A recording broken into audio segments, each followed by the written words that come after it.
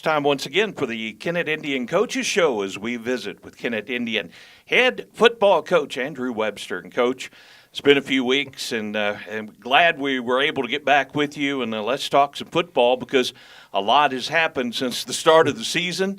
And off to a good start, only the one blemish on your record this year. And last week, homecoming, you had to deal with all the I would say distractions for a football coach with homecoming week, and had a hard-fought battle, and I know you were proud of the team getting a big victory on that homecoming. Yeah, it was a big deal. I mean, first of all, East Prairie, man, they are way better than they have been. I mean, like, I know their record overall hasn't shown that, but like if you pull up, like on the Mission website, you could pull up like the scores per year and everything, and every one of their scores is like way closer, like significant amount. And so they were way better. And we did a few things early, kind of put ourselves in a little bit of adversity. But then, I mean, they just don't quit. These guys. I mean, these kids that we got this year. I mean, even they're just not quitters, you know. So, I mean, to think about it, like that play that Caden Taylor made, they completed the pass. Like for some reason, if that kid would have like fallen down or whatever, we still would have lost. But you can see on the film, Caden Taylor sees him, turns, and like makes a huge like sprints, probably 15 yards, knocks that ball out, and then Carter Shoemaker is the one that recovered the fumble, and he was playing the opposite side safety. So I mean, both them guys were just not giving up, and then making making big plays there. And then you also had Tyquavius Jones, he had the drive right before the game-winning drive. I mean, we were like 3 and out, or maybe completed 1, and then for him to come back right after that and boom, boom, boom, right down the field was great. And then Caleb made a huge play there, man, it's a unique group of kids we have this year. Like we're really young. That's the big thing. You know, we start in week 1, and you have Hayti, and then your competition gets a little stronger as the year goes along. But your guys mature a little bit more with a little bit more playing time. And the big thing that I see from your crew is they just don't quit. They play hard all the time. Yeah, and I mean you can't. I don't know if you could teach that or not, but I'm just really proud of them boys. And so far, so good. We'll just we'll just have to keep rolling.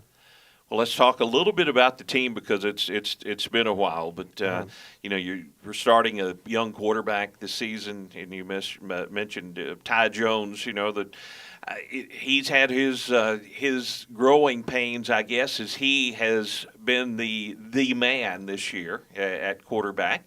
But what has impressed me about your young quarterback is if the offensive line will give him a little bit of time, he's been very good this season. Oh, yeah, he's very accurate. And honestly, most of the time, I mean, every once in a while he looks 15, but most of the time he's a pretty mature young man. I mean, I'm really proud of him. He's come a long way. One of the things that I thought was cool, we took him to Mizzou this summer to a camp, a few boys, and they had 2 different groups. And there was a young group and an older group. Well, obviously Ty should have went in the younger group, but he was just like, "Nah, I want to go in this older group." So he took it. I didn't say a word about it. He just next thing I know, he'd slipped over on this old group, and he was out there throwing with the 18-year-olds and stuff. And he can throw the ball. I mean, he's pretty accurate, and he's a good kid, and I'm really thankful for him. I tell you that the most unique thing about this team, Perry, is that people may not realize is our offensive line. Like the youth there, like if you look on the paper, you're like, oh, you're fine. Like, you have plenty of experience, but we're not. Like it's crazy. Okay, so like at left tackle, right, you've got Big Kevin Thompson, and he played all last year. But then next to him at left guard, you got Jared Yates, who's a junior. But remember, he was in that four-wheeler or ATV, whatever accident, so he missed about a year and a half of time where he, repping JV or different things. He didn't really get that opportunity that much. Some last year, but definitely didn't get to do it his freshman year. So then you get to our center, who's a sophomore, and he's really stepped up. He never played center before, so he started doing that in June. And then you go to our right guard, Chris Jefferson, and Chris is a senior. But the last time he put on a football uniform before June he was on the team for like a week his freshman year, and he went to play basketball instead. And then Landon Decker at right tackle. Landon Decker has played every year, and he's a junior. But his freshman year, he broke his elbow at the Jamboree and missed the entire season. And then last year, before the first game, he broke his ankle in practice and missed the entire season. So he's a junior, but before this season, like the last season he ever played was 8th grade. You know, he'd played the other ones, but he didn't play, and just a lot of we've had to have a lot of experience gained, you know, as we've gone through. So I'm very happy that we've came as far as we had. You should have seen us in June compared to where we are now, because we just, you know, we're young, you know, and young on experience is what I'm trying to get. But we've improved a lot, and I'm proud of them boys. They're really working hard. You're talking about the guys up front, and I know football is a team sport, but maybe more importantly so when you look at individual positions in that offensive line. It's just not an individual up there. It's the combination of all of those guys working together to achieve what you need to on the play that you send into the game. Right. I mean, the way I try to teach those O-line, I said, yeah, there's 5 of you, but you know, ultimately you're one thing when we're out there on the field trying to work together. And yeah, it's been interesting to watch these kids come in June, and then to see where they are now compared to where they were, you know, and obviously we can still get better and stuff, but it's been pretty neat to see the development of those guys and how they've come a long way. They really have. Well, we talked a little bit about your young quarterback, the offensive line. Running back coming into this year, you know, you had, you go from, a very good running back to who's going to come in last year, and Daniel Boatman steps in and does an amazing job. And then you wonder this year, well, who's going to be the man? Well, you've got a guy that stepped in. Mr. Pittman has walked in, and it looked like he's been in that role for the last 2 years because he has really done a great job this year. Yeah, I'm so proud of him. He, I mean, it's kind of interesting. Like, so far, I mean, knock on wood, we've had really good backs. You know, it goes all the way back to, like, you're trying to think about it, like, you know, you go Xavier Whitfield, then Moosey Harrell, Jordan Jarrett, Daniel Boatman, and then now we're at Marquez Pittman. And, you know, he's another one, like, people might be like, well, why didn't you play him before? Well, we had Daniel Boatman. And then, you know, it's like, well, why didn't you play Daniel before? Well, we had Jordan Jarrett, you know. And I'm just so happy for him and for the team that he's been able to fill into that role. I mean, he's got – I don't remember off the top of my head, he's got a whole bunch of rushing yards, and he's got a whole bunch of receiving yards too, coming out of the backfield and things. And then in some of them games, he's made some really big plays late for us too. I mean, he's made some other good plays, but like I remember in the Sykeston game, he had a big play. The East Prairie game, he's the one that he caught a screen, and then he caught a swing pass to get us down a little bit closer, and then that's when Ty hit Caleb. And I'm just so happy that Quez has stepped in and done a great job. I thought he always could, but it's been cool to see him. It's been cool to see him do that.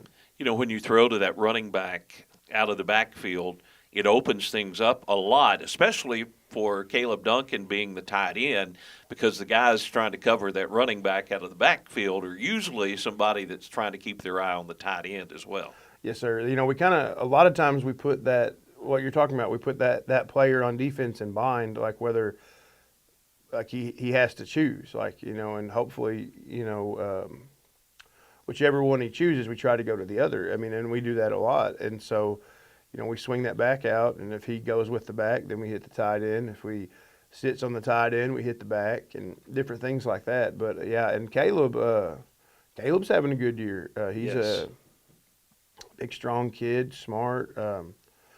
I'm really proud of him on defense, too, this year. I mean, I knew he'd be a good tight end. You know, he's a good tight end last year, different things. And he's always kind of been a linebacker in there. But I feel like I can say that because he's matured so much defensively this year.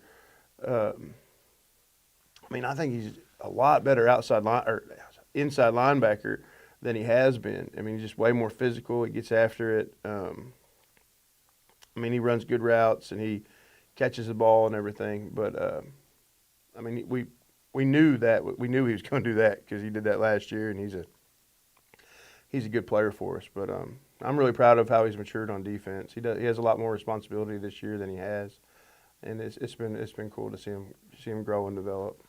Yeah, he really has, and he you think how long he's been out on the football field, and now a junior. It's just amazing how quick these guys grow up. Oh, I know, it's so fast. Like, we've had a Duncan or a Nunnery, that family's combined there, on the team every year except I want to say 2017. I think we've had one because there was Blake Nunnery, and he was pretty good for us. And then, you had Tanner Duncan, and then we had the 1 year for just a few games with both of them together, Tanner and Caleb, and then now we're on to Caleb. And so anytime you got kids like that, you got to be pretty blessed because all them boys have been heck of football players for Kennett. They have been, and I know Darryl wouldn't let me get by with this interview unless we talk about a couple of your offensive formations, and you've got two that look kind of similar,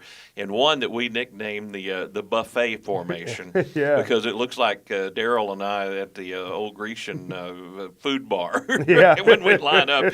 But you got two different packages. Uh-huh. You got the big boys up there when you may need to pound out a yard or two, and then you put Duncan and I think who is it, Taylor back there, Taylor. Alongside. So a little quicker, but still very strong blockers back there, and that opens things up for your quarterback and also Pittman. But I also wanted to mention that Jones, we saw him run the ball a little bit more in that win over East Prairie, and that really opens things up for your offense when he'll do that. Oh yeah, he's a pretty good runner.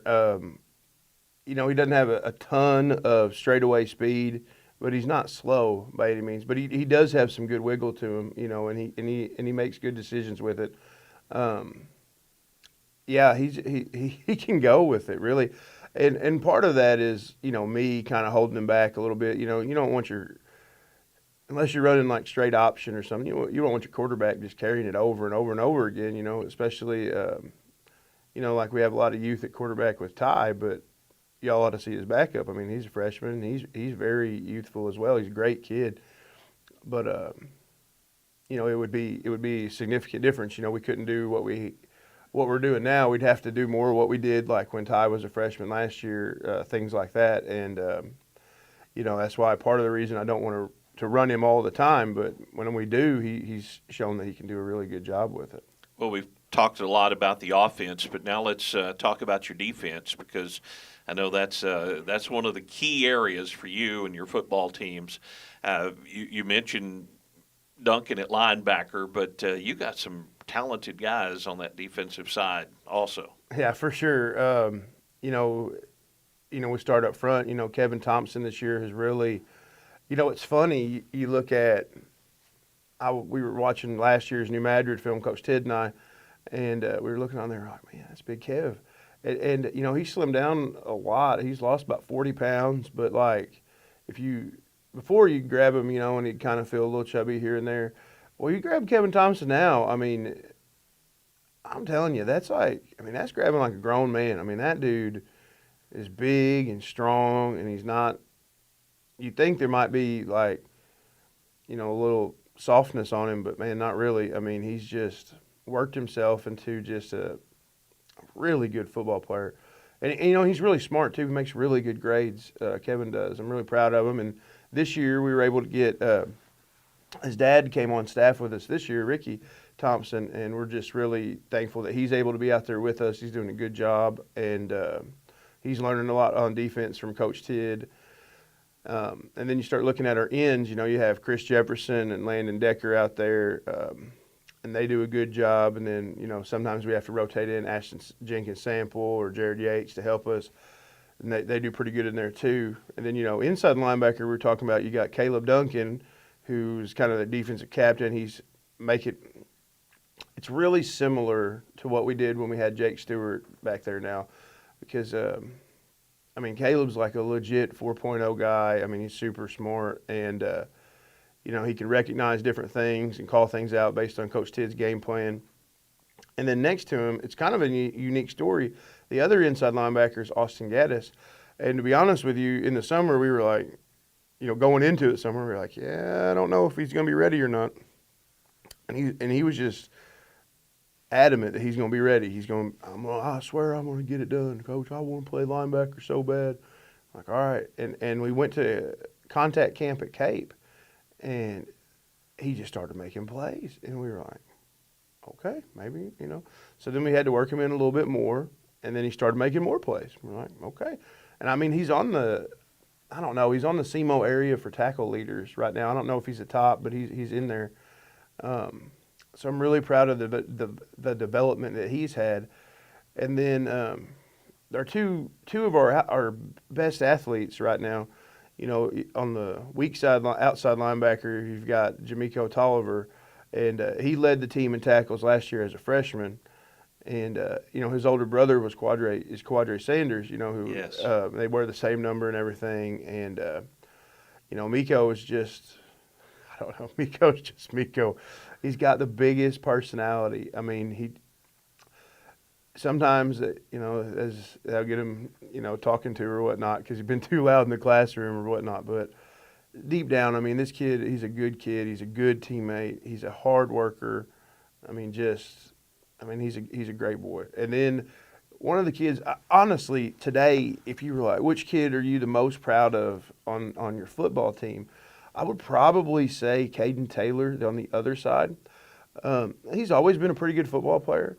But this year, and it kind of started in late July, August. He didn't have the best summer. He had an okay summer. He ended up working a bunch in the fields and stuff. So he missed some of the weightlifting stuff. But, boy, he's came on strong this season, and he's been such a great leader for us. And if you'd have said, who's going to be your best leader, I'd have been like, I probably wouldn't have came up with his name at like first, second, or third.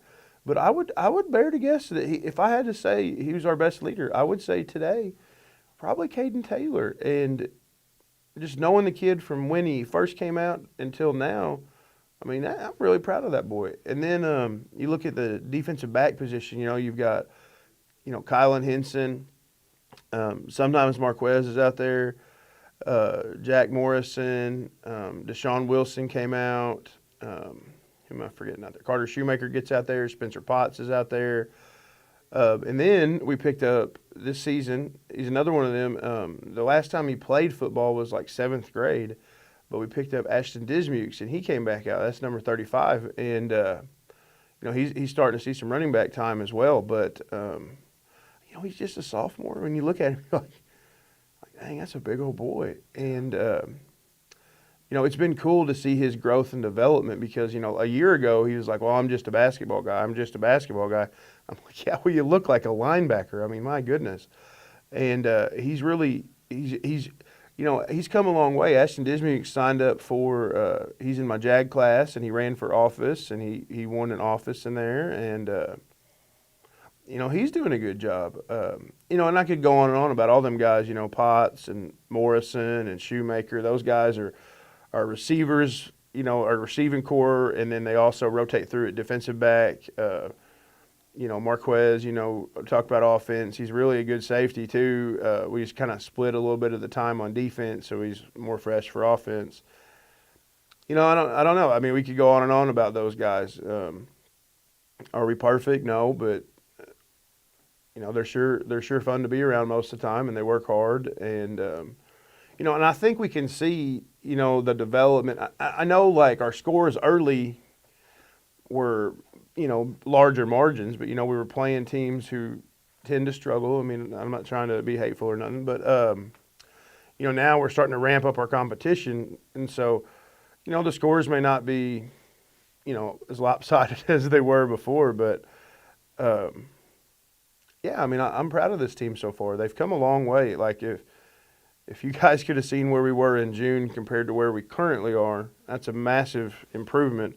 I'm just hoping over the last, third of the season or however much we got, that we can still show marked improvement from where we are now and to where we're headed. But we've got some good boys. You can tell that people have taught them stuff, and parents taught them how to act right most of the time and different things, and it's been good on that. Coach Andrew Webster on the Kennett Indian Coaches Show. We'll take a break. When we come back, we'll talk about the matchup with New Madrid County Central coming up tonight on the road at New Madrid. Back with more of the Kennett Indian Coaches Show right after this. Back with the Kennett Indian Coaches Show as we visit with Kennett Indian head football coach Andrew Webster. And Coach, probably the biggest challenge you've had so far this season coming up on the road at New Madrid, undefeated New Madrid. And I know your team's going to be ready to go up there, and that would be a big, big victory if you could get a little revenge on the Eagles. For sure. It's kind of interesting, that – so, we dropped that loss to Crothersville this year, but other than that, the last few years have been 5-0 New Madrid versus, 5-0 Kennett. And, so now it's 5-0, 4-1. But, it all go. I think it all. It sounds silly, but in our kids' mind, in our mind, it all goes back to that, that Ric Flair saying with these guys, like up until the last few years when New Madrid got rolling a little bit more and they've beaten us, we had 4 straight conference titles, and then now they've gotten 2. I think they've got 2.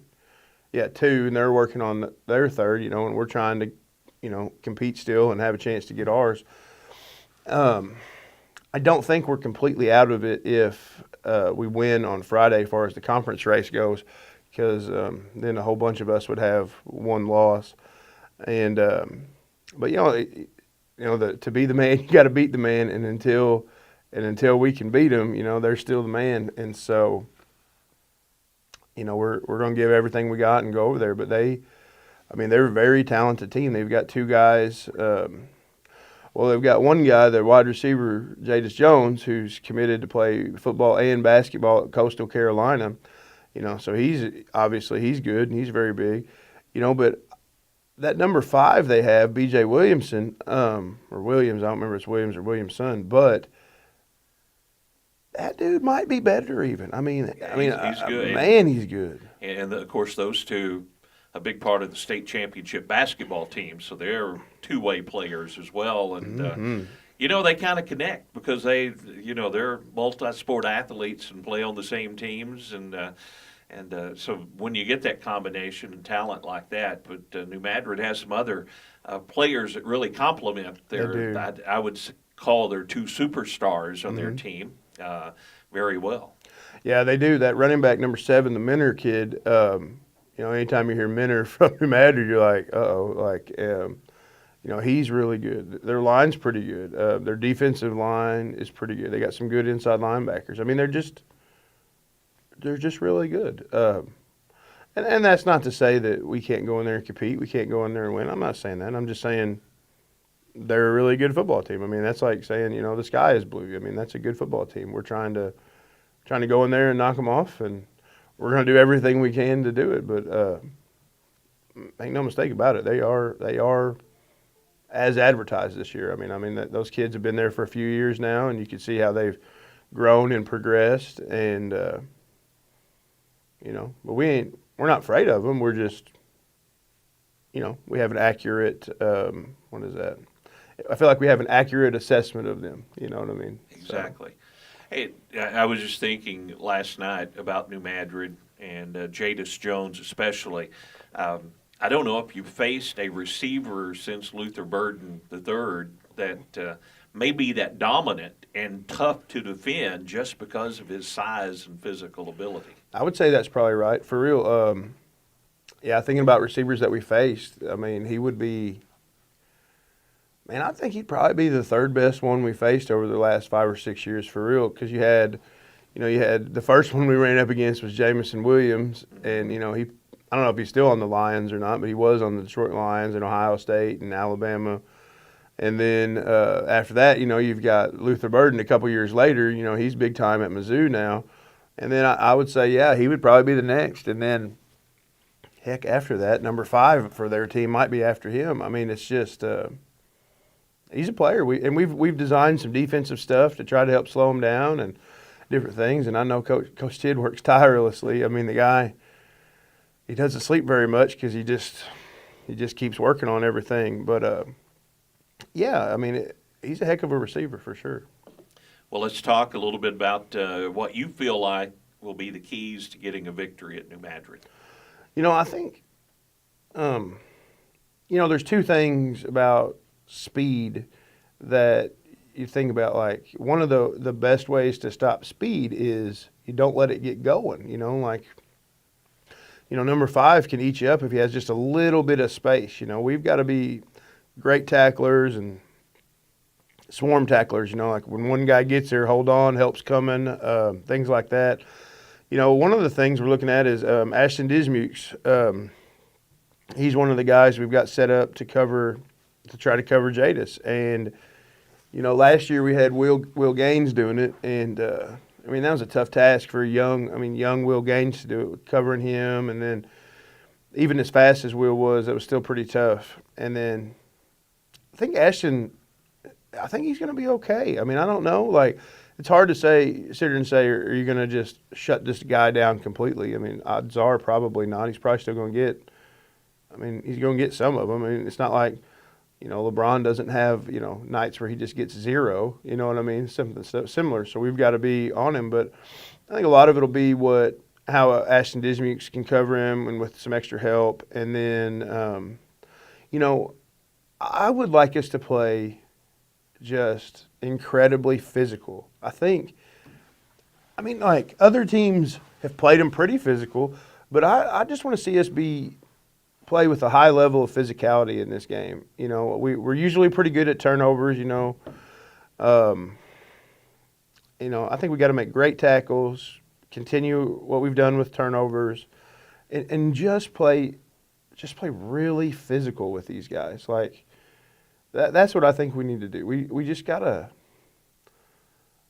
just take it to them. Like, you can't be timid in this, because a team like that with that kind of firepower, like if you're timid even just as coach, they're gonna exploit that. So our idea is to go in there and metaphorically punch them in the mouth. Not obviously, we're not advocating for that, but just get off the ball, be nasty, blow up blocks on defense and gang tackle. That's kind of what we're hoping to do this week. Just turn it into like a 11-round prize fight. We're going to try to control the pace and do different things that way. And I think that's our best chance, because we're not going to go in there and try to go offense for offense and just, because, if they had the ball 50 times and we had the ball 50 times, they're probably going to score more than we would with that type of firepower. But, we're trying to control the pace of the game, kind of like East Prairie does to people. We don't run that type of offense, but, like they're coming out there, and that's tough because that gets you out of your rhythm offensively. Like last week, East Prairie would have the ball for a long time, 5 yards here, 3 yards here, just grind that pace down. And, that's frustrating for the offense, because offense a lot of times is about rhythm and execution, especially in the pass game. So I hope that, it's my hope that we can be very physical and, help to control the clock. All right, Coach. Good luck. And we'll, of course, have the broadcast as always, but I know you want a big crowd up there cheering on your Indians at New Madrid. Okay, last week was homecoming, right? Did you see the crowd we had, Yes. Perry? You were there, right? Yes. How fun was that? It's great. After the game, so many people came down and they were all cheering, and everybody got in on our team breakdown. I said, "Oh, come on, you fans, get in here too." And where else do you get to do that? That's why not come cheer on the Indians? It would be it's so fun, and I swear everybody knows when those crowds there. People.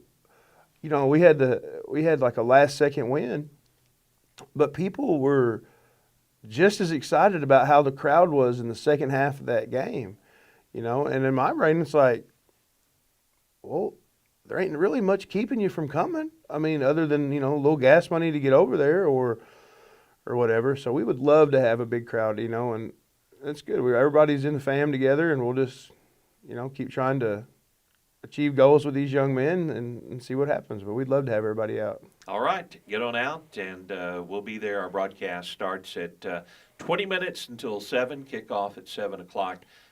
Get up to New Madrid and make a lot of noise, Kennett Indian fans. And, Coach, we'll talk to you again next week. That sounds great. Thanks, Perry. Coach Andrew Webster. And this has been the Kennett